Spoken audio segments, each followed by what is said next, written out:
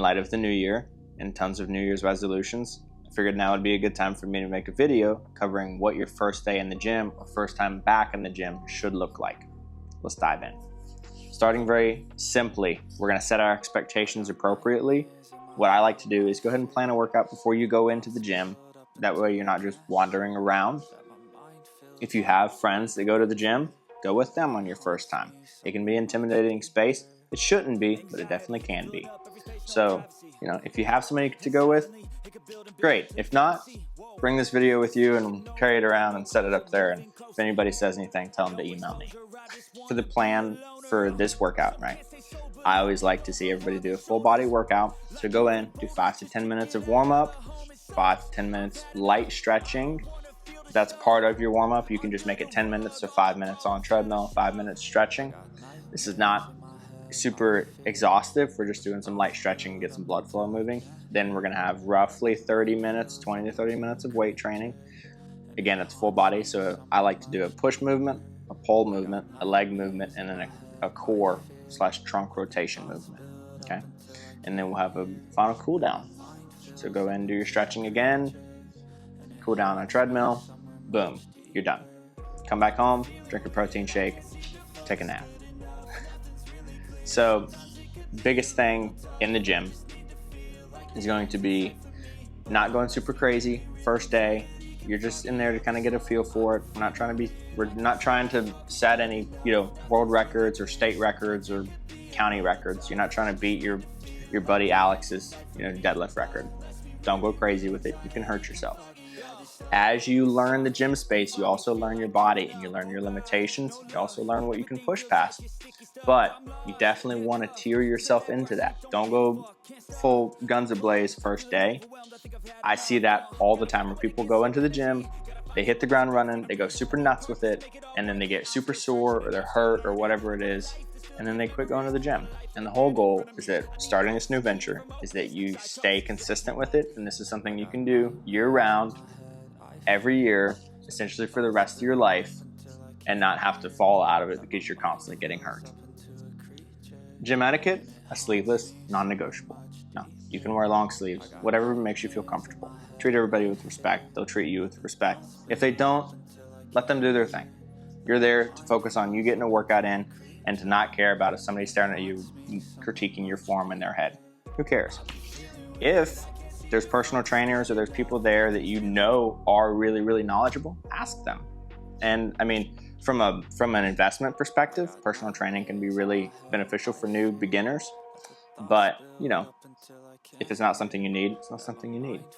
If you have the money, personal training can be a fantastic thing. Going into the new venture, the new gym space, you're not familiar with it, that guidance can really, really rocket your progress and also keep you to minimize injuries and just really set expectations appropriately so that you're not going in there expecting to be able to do XYZ and then 2 weeks into it, you're not even close. You're not going to be able to do 100 pull-ups in a month. You're just not going to. You probably won't be able to. If you've never done a pull-up before, you probably won't be able to do a pull-up in a month. That's an example of setting expectations. So, we're going to get dressed, we're going to go to the gym, and we're going to get started with our warm-up. We'll see you there. Now, once we're in the gym, again, we're keeping it super simple. The plan is come in, get a nice little warm-up done. We're going to foam roll. Oh my gosh, Becky. Stretch a little bit. Go do some full body movements. I'm not trying to get super sore on the first day. You're probably going to be sore regardless. Do your weights. Go cool down. Go home. Drink a protein shake. Take a nap. Whatever your little heart desires. So without further ado, let's get into it. Another great way is going to be a steady state, just treadmill walk. Don't have to go super crazy. If you are feeling ambitious, you can raise the incline, set it on 2 or 3 miles per hour, get your 5 or 10 minutes walking, and then you'll be good and warm, or at least I will.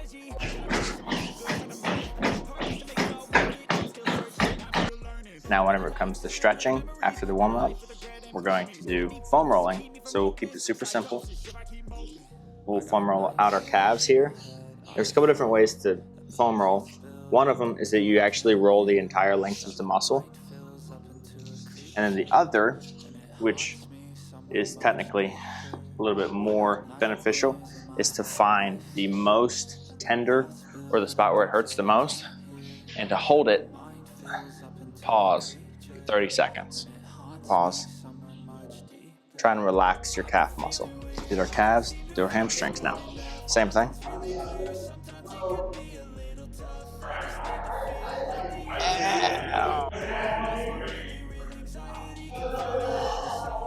Swap it around. Here. Oh my gosh, Becky.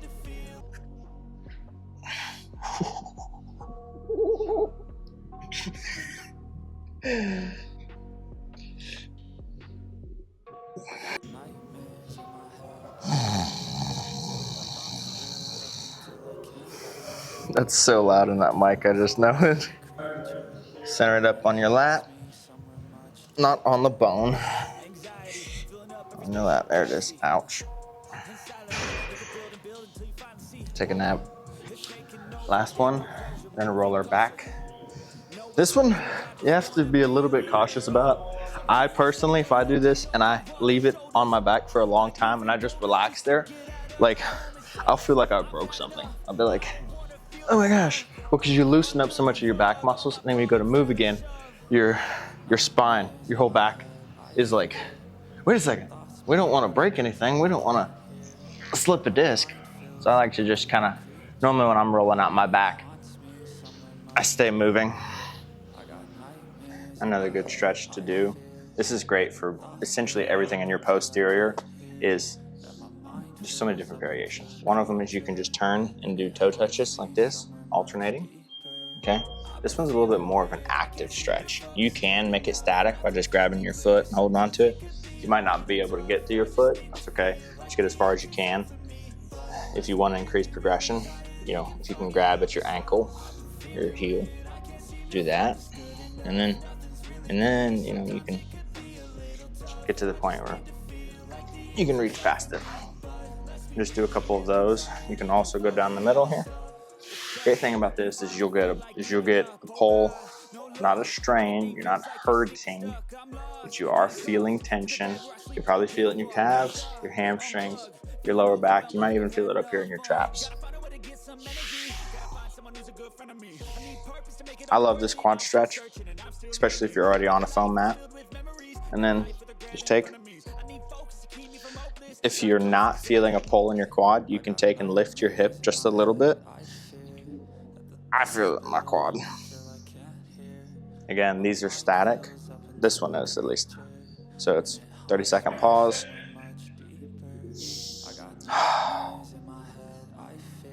The big reason, especially your first time in the gym, to do a lot of stretching is you want to know what your actual personal limitations are. You want to know how flexible you are. You know, if you get to here and you can't get any further back, that's a good sign that you need to spend a lot of time loosening up your quads, your hip flexors, your abs, because you don't want to go straight into trying to like lift heavy weights and have like super overactive quads or hip flexors or, you know, lower back pain that then shows up in your lifts and you get injured. So we don't want to do that.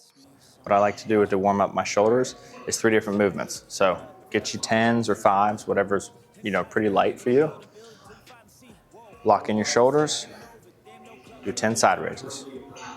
Okay, once you've done 10 of those, take and rotate, or actually do a curl, a hammer curl up to here, about halfway. And then you're gonna take the dumbbells.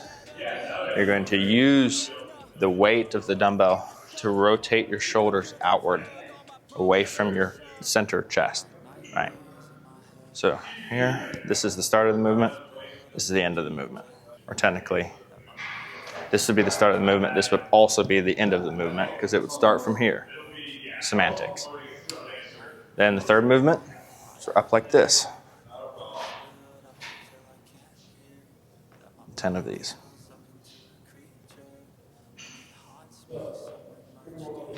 Now that we've warmed up and we've done our stretching, we're gonna do 4 movements, okay? Push, a pull, a legs, so a squat movement, and then a trunk/core movement. And that's gonna encompass our entire full body workout for today. My go-to push movement is going to be an incline dumbbell press. I love this movement. It's great. It's for everybody really, unless you have just like really, really bad shoulder problems. Almost anybody can do an incline dumbbell press. And it's good for both men and women alike. So here, you can also lift off.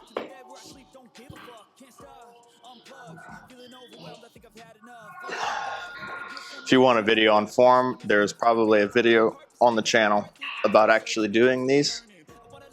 Yeah. A staple in everybody's pull movements is going to be a lat pull down machine. This is going to be our movement. Here. And down. To your chin. Back up. Don't do half reps. None of this. None of this. Here, back down.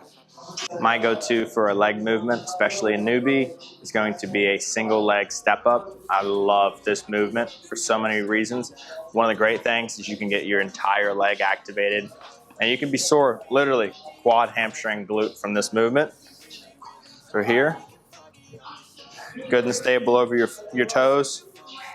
We're just gonna go without jumping, right? We're going to try and lift with this leg as much as possible. Come up with it, bring this leg up. Good, 90 here if you can. Pause for a second or two, and back down.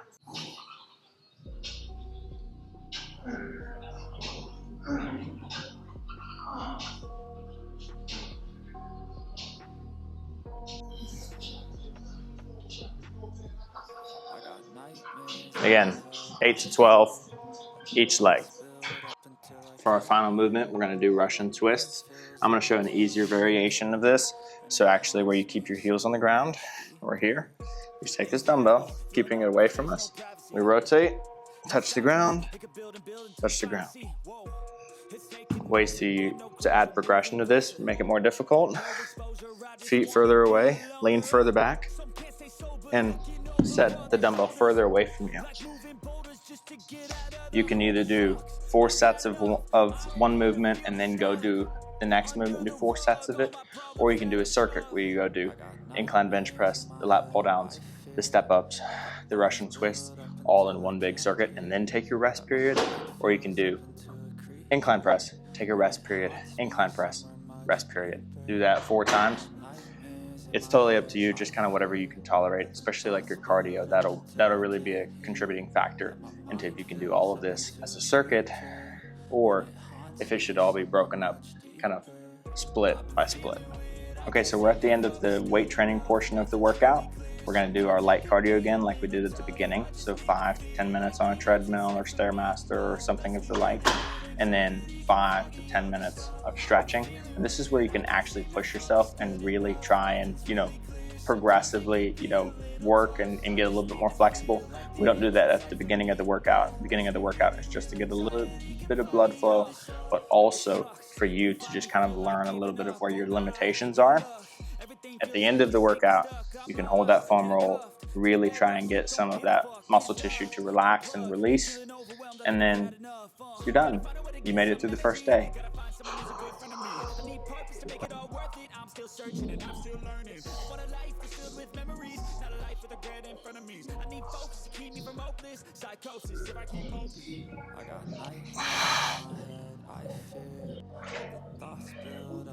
In all seriousness, guys, workouts should be fun. The whole purpose of it is that you get better. Don't take it so seriously. You're just there to have a good time, get a sweat in, smile at somebody. Hopefully they smile back. If not, email me and I'll smile back at you, or we'll show up to their house. The gym is a great place. It can be a great place. Don't take it too serious your first workout. You're just there to familiarize yourself with the equipment, with yourself. A lot of it's just learning what your limitations are and growing into those as you consistently go to the gym. Thank you guys for watching. We'll see you in the next one. What a good workout.